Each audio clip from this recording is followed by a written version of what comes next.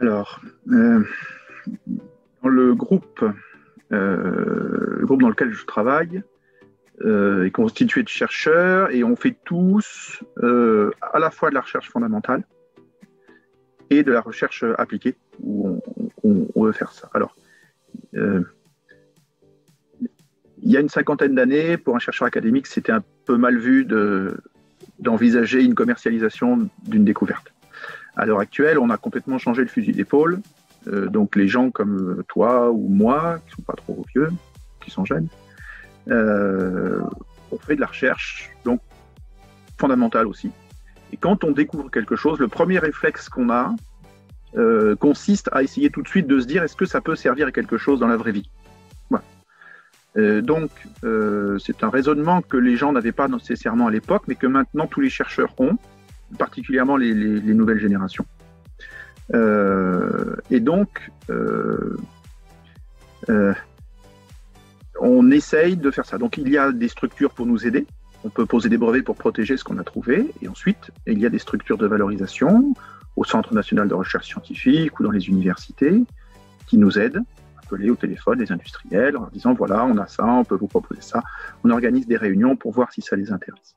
Si ça intéresse personne, mais qu'on y croit aussi très fort, eh bien ces structures-là peuvent nous aider en faisant un projet de maturation, donner de l'argent, peuvent même nous aider à fabriquer une nouvelle société, à monter une société pour essayer de commercialiser les produits ou les découvertes que l'on a faites. Donc ça peut être n'importe quoi, ça peut être une nouvelle molécule qui a un goût schtroumpf, par exemple, qu'on peut vendre à un fabricant de bonbons. Voilà, c'est tout nouveau et on est sûr que les enfants vont adorer ça. Ça peut être une nouvelle antenne de téléphone, ça peut être une montre miniature, ça peut être un nouveau matériau pour faire les implants sur les dents, ça peut être des revêtements pour des lunettes intelligentes, ça peut être plein de choses différentes. C'est pas forcément très dur à produire et donc on n'est pas tout seul. Le chercheur, lui, doit être capable d'imaginer ce qu'il va faire derrière, mais on n'est pas tout seul. Ensuite, parfois, il y a des industriels qui viennent nous voir parce qu'ils ont un problème. Ils disent, voilà, moi, je fabrique des voitures. Il faut que ma voiture consomme moins d'essence, donc j'ai besoin de l'alléger. Qu'est-ce qu'on peut faire pour alléger la voiture? Je cherche à faire des pare-chocs qui soient aussi résistants, mais plus légers. OK, on va réfléchir ensemble. Voilà. Donc, parfois, c'est nous qui démarchons les industriels. Parfois, ce sont les industriels qui viennent nous voir parce qu'ils ont des difficultés. Et ça se passe très bien en général. Voilà, il y a différentes façons d'avoir de l'argent, partiellement financé par l'industriel ou pas, et on engage des gens pour travailler dessus, pour nous aider à résoudre certains problèmes spécifiques. Donc ça, ce n'est pas de la recherche de compréhension de problèmes fondamentaux, c'est réellement la recherche de développement d'un produit fini avec des propriétés bien spécifiques. Il faut que ça coûte pas trop cher, il faut que ce soit fait avec des matériaux qui soient écologiques.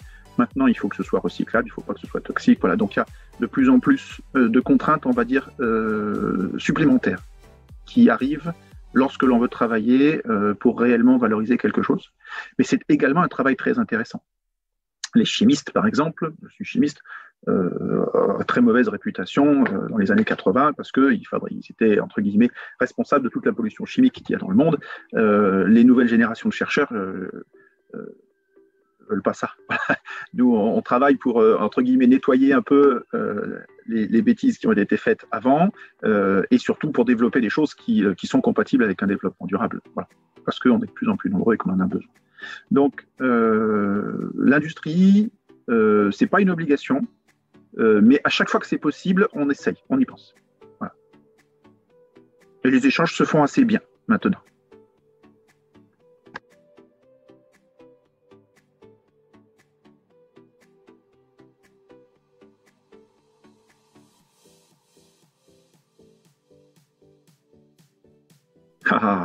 Alors, chercheurs au sens large de la chimie. Pour encourager, venez nous voir dans les labos.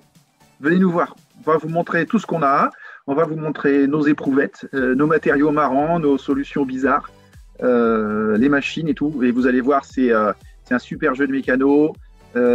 C'est des couleurs partout, des phénomènes étranges. Et vous pouvez regarder des séries, des films et des jeux. Vous n'arriverez pas à la cheville de ce qu'on est capable de faire dans les labos. Je vous garantis qu'il y a des surprises pour toute une vie et bien au-delà. Venez nous voir.